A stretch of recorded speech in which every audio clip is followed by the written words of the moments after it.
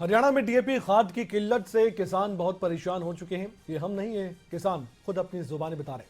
हालांकि कुछ ही क्षेत्र ऐसे हैं जहां पर ये दिक्कतें ज्यादा बड़ी हुई, लेकिन इसी बीच हरियाणा के कृषि मंत्री जेपी दलाल का साफ कहना है कि ये दिक्कत परेशानी उतनी बड़ी नहीं है जितनी दिखाई जा रही है। कई सवाल भी वो खड़े कर रहे हैं। क्या कुछ कहा हरियाणा के कृषि मंत्री जेपी दलाल ने डीएपी खाद की कमी को लेकर, आपको जानना चाहिए।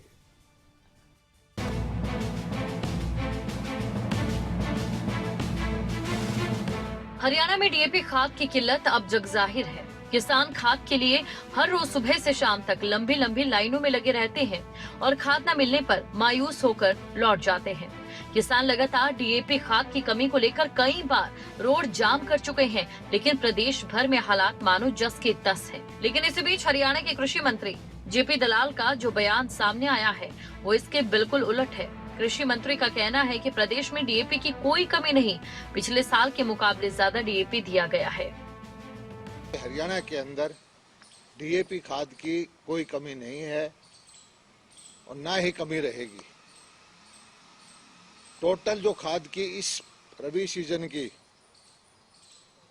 आंकड़ा है, पिछले साल 2021-22 का एस्टीमेट हमारा जो है, यूरिया की 11 लाख मीट्रिक टन की जरूरत होती है, जिसमें से हमारा 1 अक्टूबर को 1,36,683 मीट्रिक टन हमारे पास स्टॉक था और 27 तारीख तक इस महीने में 1,23,373 मीट्रिक टन आ चुका है।